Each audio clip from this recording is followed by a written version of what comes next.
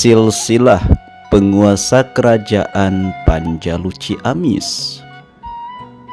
Panjalu adalah sebuah kerajaan bercorak Hindu-Buddha yang terletak di ketinggian 731 meter dan berada di kaki Gunung Sawal, Jawa Barat.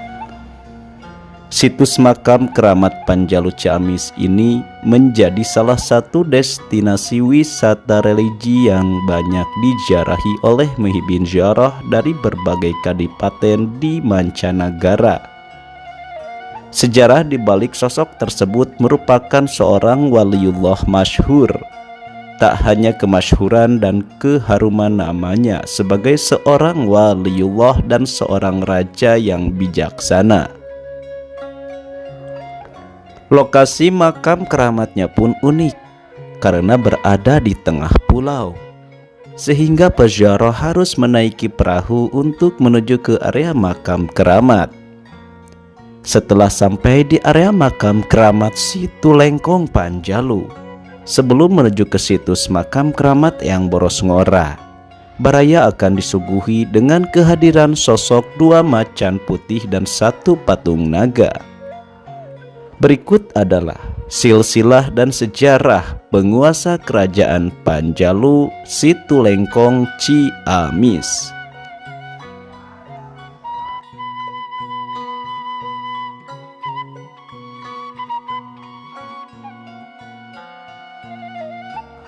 Batara Tesnajati.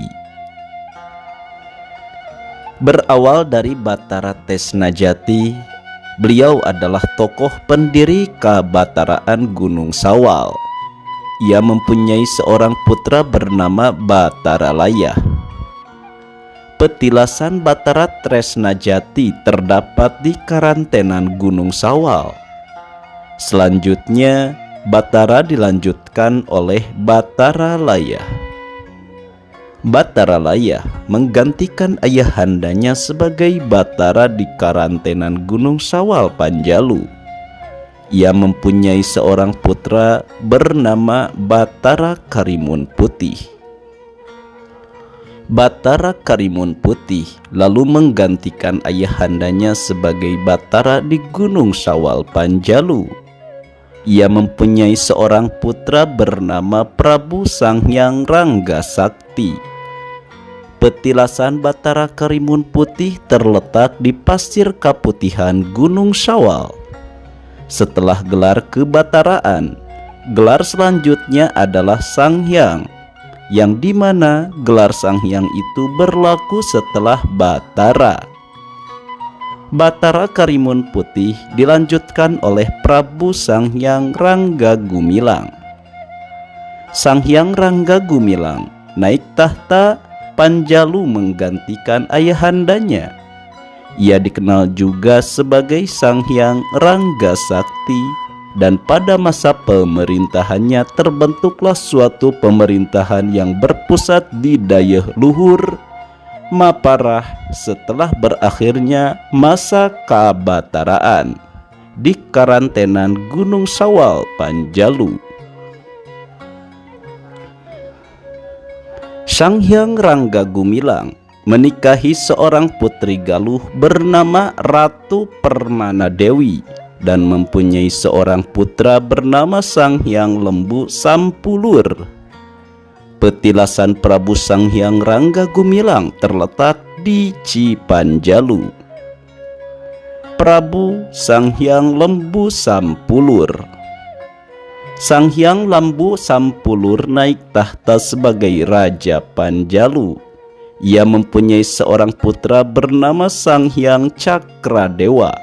Sanghyang Cakradewa memperistri seorang putri Galuh bernama Ratu Sari Kidang Pananjung dan mempunyai 6 orang anak. Yang pertama, Sanghyang Lembu Sampulur II, Sanghyang Boros Ngora, Sanghyang Panji Barani, Sanghyang Anggarunting, Ratu Mamprang Kencana Artaswayang, dan Ratu Pundut Agung yang diperistri oleh Maharaja Sunda. Petilasan Prabu Sanghyang Cakradewa terdapat di Cipanjalu. Menurut kisah dalam Babad Panjalu, Prabu Sanghyang Cakradewa adalah seorang raja yang adil dan bijaksana. Di bawah kepemimpinannya, Panjalu menjadi sebuah kerajaan yang subur makmur dan disegani. Suatu ketika, sang raja menyampaikan keinginannya pada hari tua nanti untuk meninggalkan singgasana dan menjadi resi atau petapa. Lengser ka Prabon ngadeg pandita. Untuk itu sang Prabu mengangkat putra tertuanya yakni Sanghyang Lembu Sampulur II menjadi putra mahkota. Sedangkan putra keduanya yaitu Sanghyang Borosngora dipersiapkan untuk menjadi patih dan senopati kerajaan atau panglima perang. Oleh karena itu Sanghyang Borosngora pergi berkelana, berguru kepada para brahmana, petapa, resi, guru, dan wiku sakti di seluruh penjuru tanah Jawa untuk mendapatkan berbagai ilmu kesaktian dan ilmu olah perang. Berbagai tahun kemudian, sang pangeran pulang dari pengembaraannya dan disambut dengan upacara penyambutan yang sangat meriah di Kaprabon Dayeuh Luhur. Prabu Sanghyang Cakradewa sangat terharu menyambut kedatangan putranya yang telah pergi sekian lama tersebut. Dalam suatu acara, sang Prabu meminta kepada Sanghyang Borosngora untuk mengaktariksakan kehebatannya dalam olah perang dengan bermain adu pedang melawan kakandanya yakni Sanghyang Lembu Sampulur II di hadapan para pejabat istana dan para hadirin.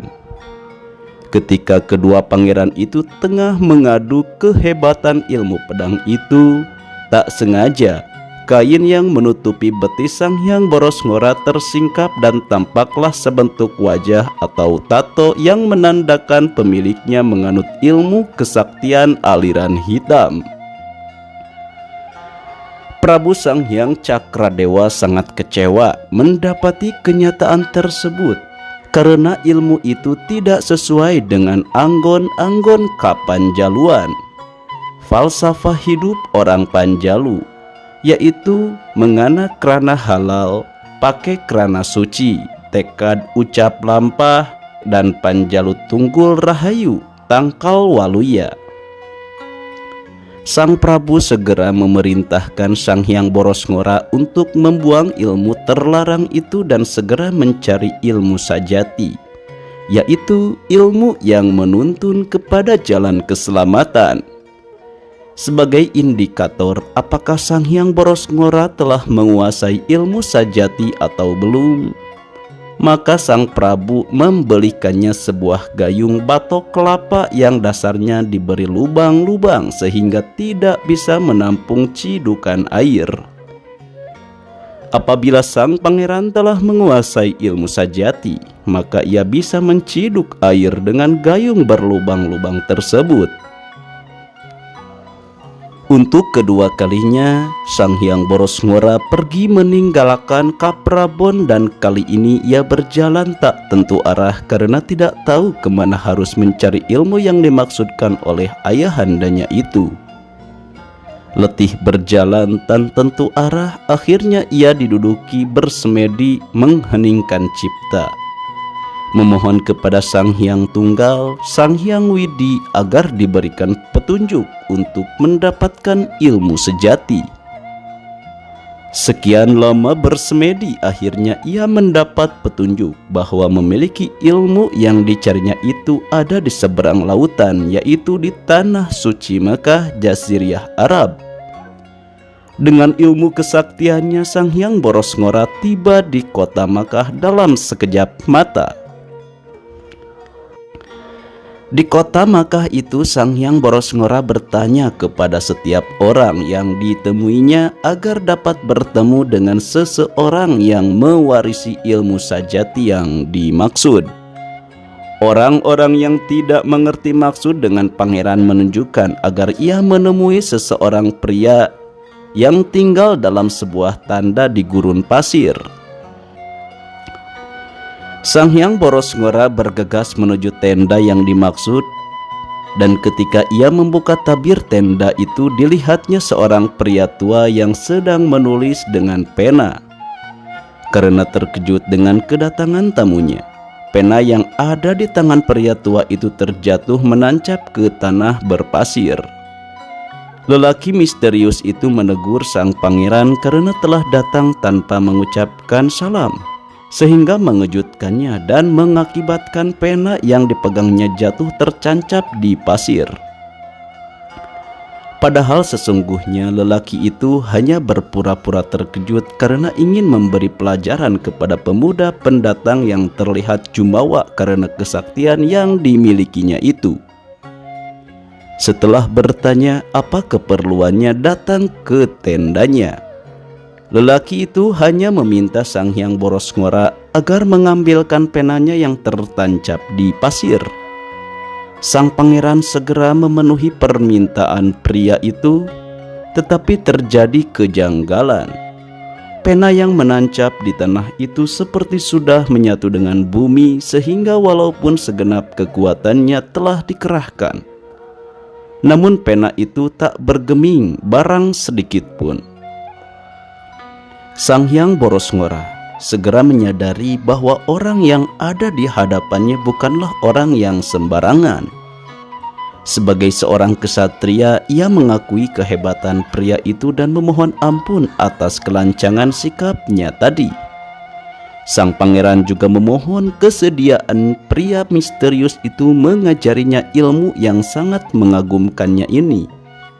Lelaki yang kemudian diketahui adalah Sayyidina Ali bin Abi Thalib radhiyallahu an. Ini hanya meminta Sang Hyang Borosngora mengucapkan kalimat syahadat seperti yang dicontohkannya dan sungguh ajaib. Laki-laki itu tentang pena yang menancap di tanah itu bisa dicabut dengan mudah olehnya. Setelah peristiwa itu, Sang Hyang Borosngora menetap di beberapa lama di kota Makkah untuk menimba ilmu sajati kepada Baginda Ali radhiyallahu an, yang ternyata adalah din al-Islam, agama Islam.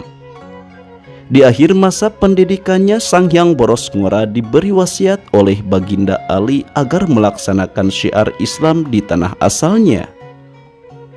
Sang Hyang Borosngora yang sekarang bernama Syekh Haji Abdul Iman ini kemudian diberi cendramata berupa pedang, tombak bermata dua atau dwi sula, dan pakaian kebesaran.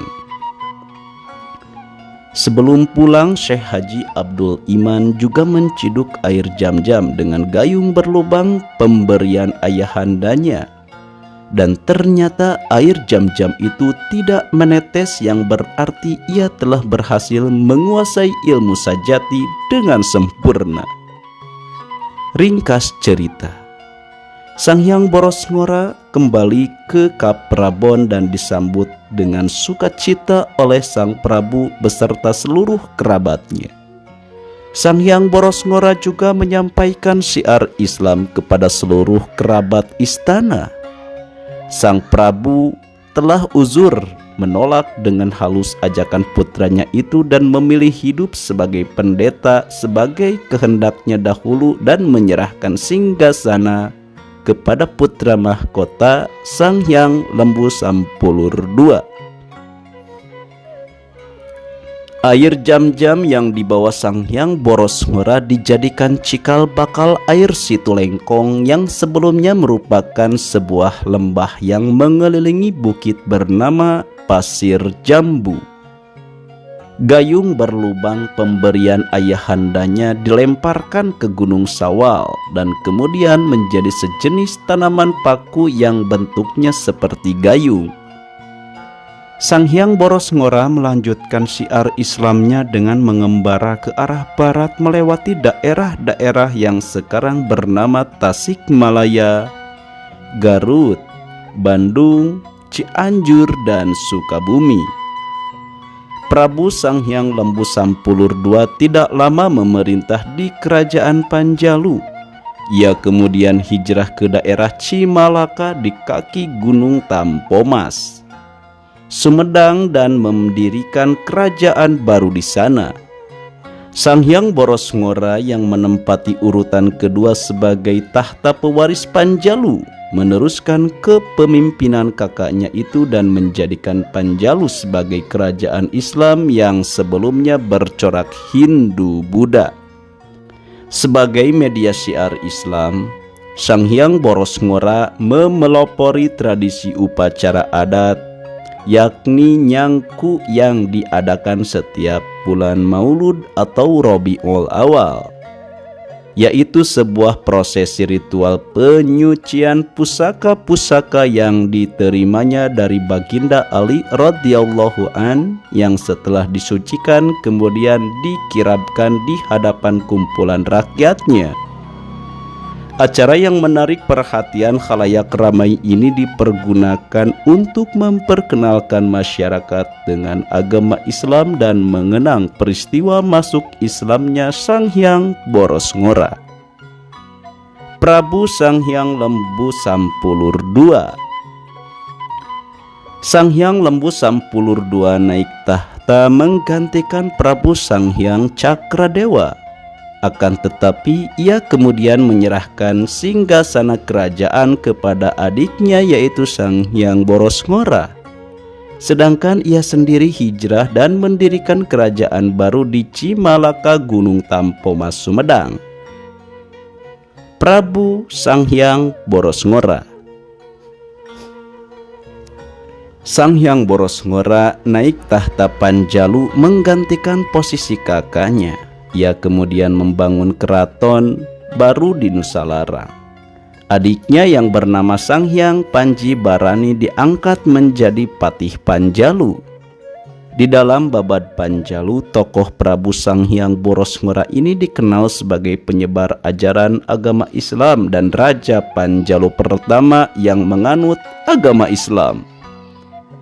Benda-benda pusaka peninggalannya masih tersimpan di Pasucian Bumi Alit dan dikirabkan pada setiap bulan Maulud setelah terlebih dahulu disucikan dalam rangkaian prosesi acara adat nyangku. Sanghyang Boros Ngora mempunyai dua orang putra. Yang pertama Rahyang Kuning dan yang kedua adalah Rahyang Kencana. Prabu Sanghyang Boros Ngora juga didampingi oleh Guru Aji Kampuh Jaya dan Buni Sakti, dua orang ulama kerajaan yang juga merupakan senopati-senopati pilih tanding. Patilasan Prabu Sanghyang Boros Ngora terdapat di Jampang Manggung, Sukabumi, sedangkan petilasan Sanghyang Panji Barani terdapat di Cibarani atau Banten. Sanghyang Boros Ngora dan Hyang Bunisora Suradipati. Hyang Bunisora Suradipati adalah adik Maharaja Sunda yang bernama Maharaja Linggabuwana. Sang Maharaja terkenal sebagai Prabu Wangi yang gugur sebagai pahlawan di Palagan Bubat melawan tentara Majapahit pada tahun 1357 Masehi. Ketika peristiwa memilukan itu terjadi, putranya yang bernama Niskala Wastu Kencana baru berusia 9 tahun. Untuk itu, Hyang Bunisora menjabat sebagai Mangkubumi Suradipati mewakili keponakannya itu atas tahta Kawali. Hyang Bunisora juga dikenal sebagai Prabu Kuda Lelean dan Batara Guru di Jampang karena menjadi seorang petapa atau resi yang mumpuni di Jampang, Sukabumi. Nama Hyang Bunisora yang mirip dengan Sanghyang Boros Ngora dan gelarnya sebagai Batara Guru di Jampang menyiratkan adanya keterkaitan antara kedua tokoh ini. Meskipun belum bisa dipastikan apakah kedua tokoh ini adalah orang yang sama.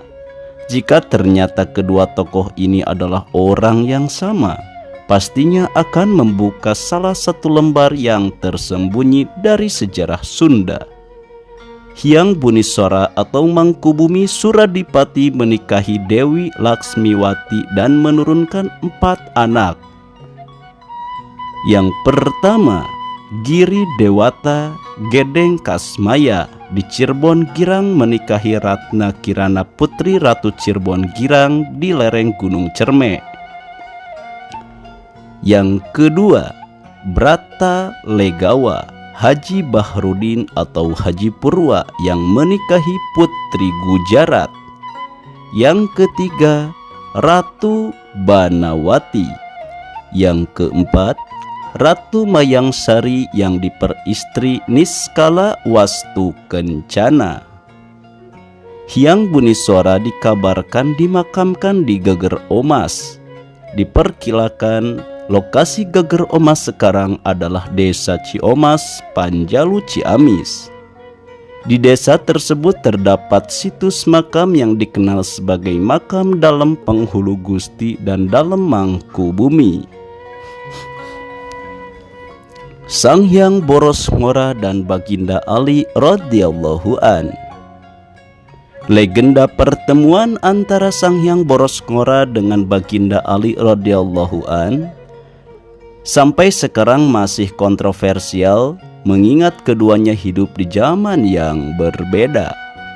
Antara Sayyidina Ali hidup pada abad ke-6, sedangkan pada periode masa itu di Tatar Sunda tengah berdiri kerajaan Tarumanagara dan nama Panjalu belum disebut-sebut dalam sejarah. Nama Panjalu, Kabuyutan Sawal mulai disebut-sebut ketika Sanjaya 723 Masehi sampai dengan 732 Masehi hendak merebut Galuh dari tangan Purbasora. Ketika itu Sanjaya mendapat bantuan pasukan khusus dari Rabuyut Sawal Panjalu yang merupakan sahabat ayahandanya Sena 709 sampai dengan 716 Masehi.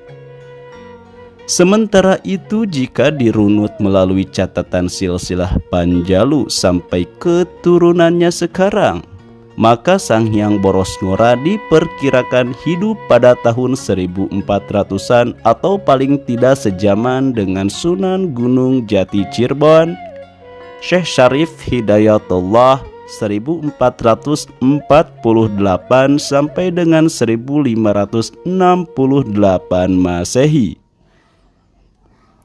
Namun bukti-bukti cenderamata dari Sayyidina Ali radhiyallahu an yang berupa pedang, tongkat, dan pakaian kebesaran masih dapat dilihat dan tersimpan di Pasucian Bumi Alit. Kabarnya, sedang pemberian Baginda Ali itu pernah diteliti oleh para ahli dan hasilnya menunjukkan bahwa kandungan logam dan besi yang membentuk pedang itu bukan berasal dari jenis bahan pembuatan senjata yang biasa dipakai para empu dan pandai besi di Nusantara. Sanghyang Boros Ngora, Walasungsang, dan Kian Santang. Kisah masuk Islamnya Sanghyang Boros Ngora yang diislamkan oleh Sayyidina Ali radhiyallahu an mirip dengan kisah Prabu Kian Santang. Kian Santang adalah putra Prabu Siliwangi dari istri keduanya yang bernama Nyai Ratu Subanglaran binti Ki Gedeng Tapa yang beragama Islam. Dari istri keduanya ini, Prabu Siliwangi mempunyai 3 orang putra-putri, yaitu Walasungsang, Pangeran Cakrabuana, yang kedua Nyai Ratu Rara Santang, dan yang ketiga Prabu Kian Santang atau Raja Sangara. Prabu Walasungsang dan Nyai Ratu Rara Santang menuntut ilmu agama Islam mulai dari Pasai, Makkah, sampai ke Mesir. Bahkan Rara Santang kemudian dinikahi oleh penguasa Mesir yakni Syarif Abdullah atau Sultan Maulana Mahmud dan berputra Syarif Hidayatullah Sunan Gunung Jati sekarang. Setelah naik haji, Pangeran Cakrabuana berganti nama menjadi Syekh Abdullah Iman. Sedangkan Nyai Ratu Rara Santang setelah menikah berganti nama menjadi Syarifah Mudaim. Sementara itu, berbeda dengan kedua kakandanya, Prabu Kian Santang dikisahkan memeluk Islam setelah bertemu dengan Baginda Ali radhiyallahu an, lalu kembali ke tanah air untuk menyampaikan syiar Islam kepada sang ayah, Prabu Siliwangi. Prabu Siliwangi yang tidak bersedia memasuk Islam lalu menghilang beserta seluruh pengikutnya di Leuweung Sancang, hutan Sancang di daerah Garut sekarang. Prabu Kian Santang yang juga berganti nama menjadi Syekh Mansur melanjutkan syiar Islamnya dan kemudian dikenal sebagai Sunan Rohmat Suci atau Sunan Godog yang petilasannya terdapat di Kadipaten Garut. Sanghyang Boros Ngora versi sejarah Cianjur. Menurut versi sejarah Cianjur, Sanghyang Boros Ngora dikenal sebagai Prabu Jampang Manggung. Nama aslinya adalah Pangeran Sanghyang Boros Ngora. Ia putra kedua Adipati Singacala Panjalu yang bernama Prabu Cakradewa. Prabu Cakradewa sendiri adalah putra Sedang Larang. Sedang Larang adalah putra Ratu Prapaselawati. Sanghyang Boros Ngora adalah putra Prabu Cakradewa dari permaisuri yang bernama Ratu Sari Pramana Dewi. Ratu Pramana Dewi adalah putra keenam dari Adipati Wanaperi Sang Arya Kikis. Jadi Sanghyang Boros Ngora adalah saudara misan Eyang Dalem Cikundul atau Raden Arya Wiratanudatar. Sanghyang Boros Ngora mempunyai 4 orang saudara dan pada usia 14 tahun ia diperintah oleh sang ayah untuk berziarah ke Tanah Suci Makkah. Pada bulan Safar 1101 Hijriah, Sanghyang Boros Ngora berangkat ke kota Makkah yang lama perjalanannya adalah 6 tahun. Sepulang dari Tanah Suci, Sanghyang Boros Ngora mendapat julukan Syekh Haji Sampulur Sauma Dipa Ulama. Tiba di kampung halamannya, Kerajaan Singacala, sang ayah ternyata telah meninggal dunia. Prabu Boros Ngora kemudian berniat menurunkan ilmunya dan menyampaikan ajaran Islam kepada rakyat Pajajaran Girang dan Pajajaran Tengah. Karena itu Boros Ngora mengembara ke negeri Sancang dan Tanah Jampang. Pada hitungan Windu pertama, Sanghyang Boros Ngora melakukan perjalanan kunjungan ke tanah leluhurnya di kerantenan Gunung Syawal, Negeri Sancang, Parakantilu, Kandang Wesi, Gunung Wayang, Gunung Kendan atau Galuh Wiwitan, Dayeuh Kolot Sagala Herang, Negeri Wanayasa Raja Mantri, Bayabang, menemui Kiai Nagasasra. Paringgalaya sekarang sudah terbenam oleh Waduk Jatiluhur dan kemudian kembali ke Gunung Wayang. Pada windu kedua ia berangkat ke Jampang Wetan, Gunung Patuha, Gunung Pancung Pugur, Pasir Bentang, Gunung Masigit, Pageruyung, Pagelarang, Jampang Tengah, Curug Supit, Cihonje, Teluk Ratu, Gunung Sunda, Cipanengah, Cicatih, kemudian mengunjungi Salaka Domas di Salak Kencana, Cipanengah, Cimandiri. Windu ketiga Sanghyang Boros Ngora pergi ke Jampang Tengah mendirikan padepokan di hulu sungai Cikaso, Taman Mayang Sari, Kutajero, Jampang Kulon. Di tempat ini ia dikenal dengan nama Haji Soleh dan Haji Mulia. Setelah itu ia kembali ke Cipanengah Gunung Rompang. Di tempat ini ia dikenal sebagai Syekh Haji Dalem Sepuh. Sang Hyang Boros Ngora menikahi seorang gadis yatim, cucu angkat Kangjeng Kiai Cinta Linuwih di Gunung Wayang. Gadis yatim ini adalah turunan langsung Senopati Amuk Marugul Surawijaya, Mantri Agung W. Raja, Wakil Sri Maharaja Pajajaran untuk wilayah Cirebon Girang dan Cirebon Tengah. Pada windu ketiga, ia memiliki 2 orang putra, yaitu Haryang Sancang Kuning dan Pangeran Haryang Kencana. Sang Hyang Boros Ngora hidup sampai usia lanjut. Ia wafat setelah dari Gunung Rompang serta dimakamkan di suatu tempat tepi sungai Cilelei, Kampung Langkop, Desa Ciambar, Kecamatan Nagrak, Sukabumi. Putra cikalnya yaitu Haryang Sancang Kuning melakukan napak tilas perjalanan mendiang ayahandanya ke Pajajaran Girang dan Tengah. Kemudian Singacala Panjalu, ia wafat dan dimakamkan di Cibungur Selatan Panjalu. Salah seorang keturunannya yang terkenal adalah Raden Alit atau Haji Prawatasari yang gigih menentang penjajah Belanda. Ia dikenal sebagai pemberontak yang sangat ditakuti dan berjuluk Kraman Jawa. Sedangkan adik Sancang Kuning yakni Pangeran Haryang Kencana menjadi Adipati Singacala kemudian hijrah ke Panjalu. Setelah wafat ia dimakamkan di Giri Wanakusuma, Situ Panjalu. Pertemuan para raja di Gunung Rompang.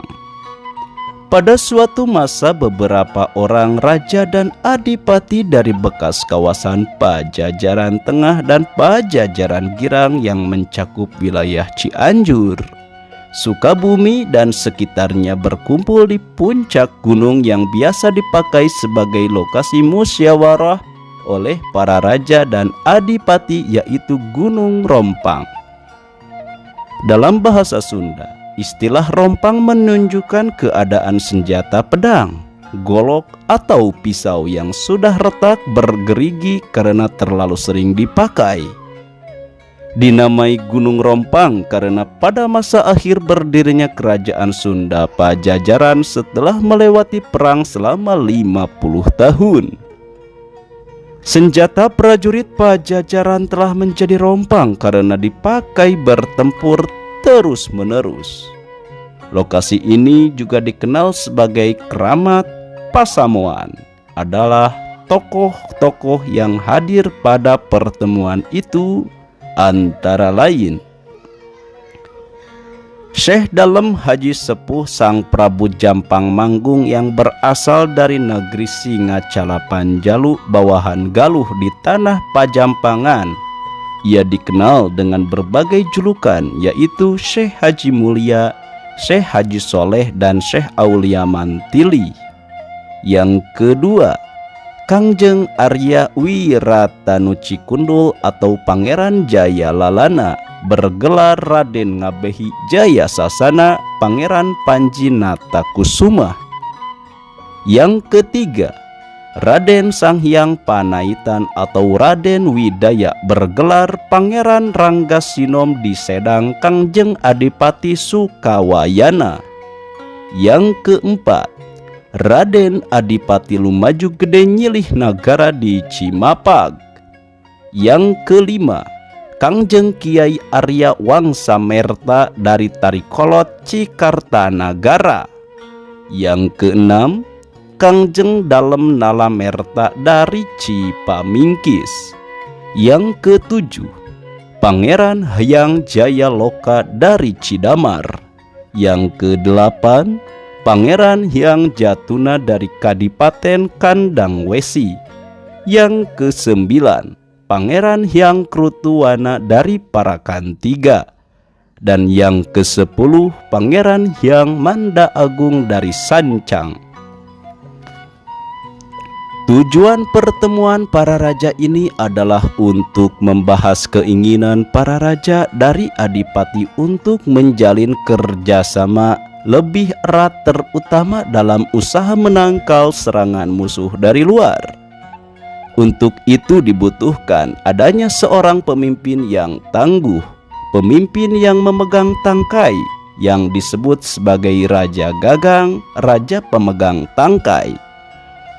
Prabu Jampang Manggung mengusulkan agar Arya Wiratanu dalam Cikundul yang ditunjuk sebagai Raja Gagang, dan usul ini diterima oleh semua tokoh yang hadir.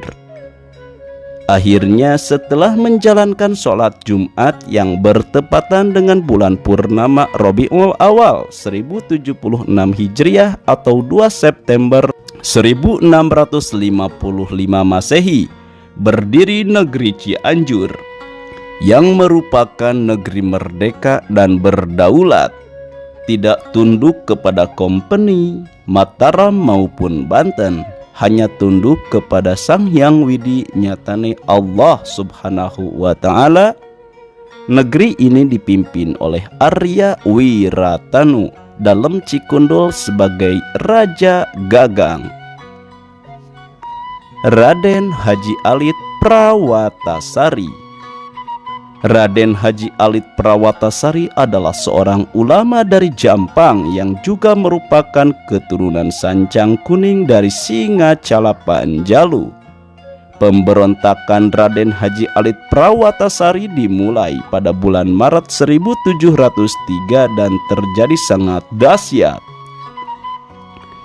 Raden Haji Prawatasari sanggup memobilisasi rakyat menjadi pasukan sebanyak 3.000 orang sehingga membuat VOC kalang kabut. Pada suatu ketika tersebar berita bahwa Raden Haji Alit Prawatasari telah tewas.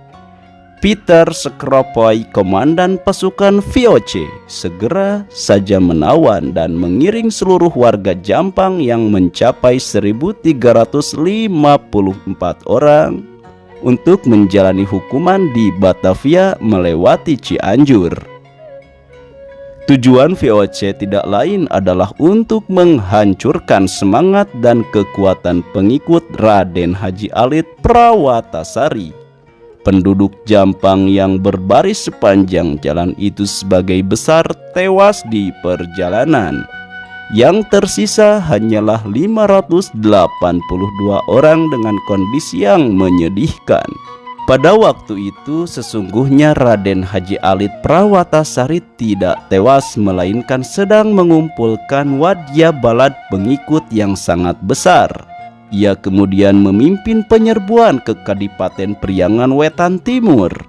Pada tahun 1705, Raden Haji Alit Prawatasari muncul lagi di Jampang dan kemudian mengepung sekeliling Batavia pada sekitar Januari di dekat Bogor.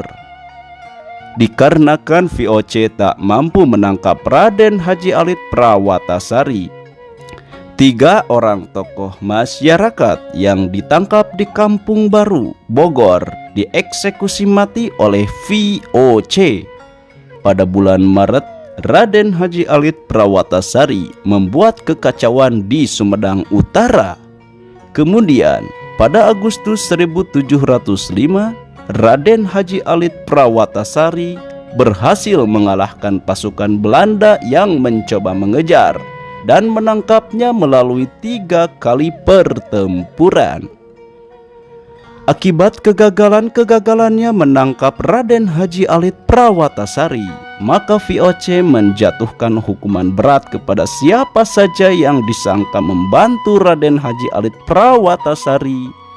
Namun jumlah pengikutnya bukan berkurang, malah semakin bertambah karena rakyat bersimpati kepada perjuangannya.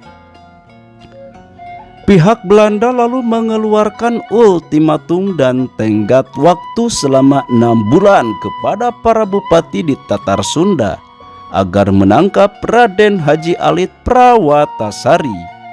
Pada tahun 1706, Raden Haji Alit Prawatasari meninggalkan Tatar Sunda menuju ke Jawa Tengah. Raden Haji Alit Prawatasari akhirnya tertangkap di Kartasuara setelah ditipu oleh Belanda pada tanggal 12 Juli 1707 Masehi. Makam pahlawan ini terlupakan, terletak di Dayeuh Luhur Cilacap. Penduduk setempat menyebutnya sebagai makam turunan Panjalu. Makamnya ini sampai sekarang masih sering diziarahi oleh penduduk sekitar dan peziarah dari Ciamis. Prabu Rahyang Kuning. Rahyang Kuning atau Haryang Kuning menggantikan Sang Hyang Boros Ngora menjadi Raja Panjalu. Akibat kesalahpahaman dengan adiknya yang bernama Rahyang Kencana, sempat terjadi perseteruan yang akhirnya dapat didamaikan oleh Guru Aji Kampuh Jaya dari Cilimus. Rahyang Kuning kemudian mengundurkan diri dari menyerahkan tahta Panjalu kepada Rahyang Kencana. Menurut Babad Panjalu, perselisihan ini dikenal dengan peristiwa Ranca Berem. Peristiwa ini terjadi sewaktu Prabu Rahyang Kuning bermaksud menguras air Situ Lengkong untuk diambil ikannya. Kalau bahasa Sunda sebutannya ngabedahkeun situ. Rahyang Kuning mengutus patih kerajaan untuk menjemput sang ayah Sang Hyang Boros Ngora di Jampang Manggung agar menghadiri acara tersebut. Namun karena Sang Hyang Boros Ngora berhalangan, maka ia menunjuk Rahyang Kencana untuk mewakili sang ayah menghadiri acara tersebut. Berhubung hari yang telah ditentukan untuk perayaan itu semakin dekat, Rahyang Kuning memerintahkan para abdinya untuk memulai membobol Situ Lengkong sambil menunggu kedatangan ayahandanya. Air pembuangannya dialirkan melalui daerah Jalan Siriwinangun sekarang. Sang Prabu turun langsung memimpin para abdi dan rakyatnya berbasah-basahan di tengah cuaca dingin di pagi buta itu. Untuk sekedar menghangatkan badan, Rahyang Kuning menyalakan api unggun sambil berdiam menghangatkan telapak tangannya menghadap ke arah barat. Pada saat yang bersamaan dari arah barat, sang adik Rahyang Kencana bersama rombongan pasukan pengawalnya tiba di sekitar daerah Sriwinangun yang akan dilewati dan terkejut mendapati Situ Lengkong telah mulai dikeringkan tanpa menunggu kedatangannya sebagai wakil sang ayah. Rahyang Kencana yang tersinggung membendung saluran pembuangan air itu dengan tergesa-gesa. Akibatnya meskipun sudah dibendung, tetapi tempat itu masih dipenuhi rembesan air dan gundukan tanah yang tak beraturan. Sehingga sampai sekarang tempat itu dikenal dengan nama Cibutut, atau bahasa Sundanya butut artinya jelek. Rahyang Kuning yang tengah menghangatkan telapak tangannya menghadapi api unggun terkejut melihat kedatangan Rahyang Kencana bersama pasukan pengawalnya yang dipenuhi emosi. Sebaliknya, Rahyang Kencana mengira kakaknya itu sedang menunggu untuk menantangnya adu kesaktian karena ia telah membendung air Situ Lengkong supaya tidak kering. Singkat cerita, akibat kesalahpahaman tersebut terjadilah duel pertarungan antara Rahyang Kencana bersama pasukan pengawalnya melawan Rahyang Kuning bersama pasukan pengawal kerajaan. Akibat pertempuran banyak korban yang berjatuhan dari kedua belah pihak. Akibatnya sebuah ranca, rawa atau danau dangkal. Airnya menjadi berwarna merah oleh genangan darah sehingga sampai sekarang dikenal dengan nama Ranca Berem. Kalau bahasa Sundanya berem artinya merah. Perang saudara ini berakhir setelah didamaikan oleh Guru Aji Kampuh Jaya, ulama kerajaan yang sangat dihormati sekaligus sahabat Prabu Sang Hyang Boros Ngora.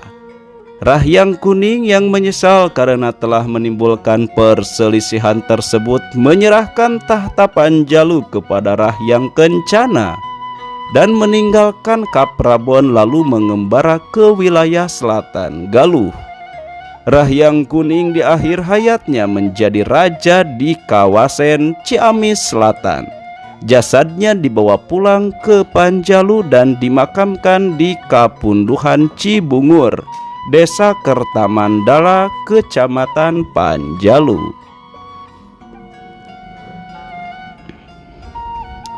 Prabu Rahyang Kencana. Rahyang Kencana atau Haryang Kencana melanjutkan tahta Panjalu dari kakandanya untuk melupakan peristiwa berdarah perang saudara di Ranca Berem. Ia memindahkan Kaprabon dari Nusalarang ke Dayeuh Nagasari, sekarang termasuk wilayah Desa Ciomas, Kecamatan Panjalu. Oke Baraya, untuk saat ini admin akan akhiri dari semua kisah, sejarah dan silsilah kerajaan Sunda ini. Wallahu a'lam bishawab. Hanya Allah yang maha tahu daripada apa yang tidak kita ketahui. Sebenarnya sejarah ini akan terus berlanjut hingga di era kerajaan Pajajaran, kerajaan Mataram, Kesultanan Cirebon hingga Kesultanan Banten.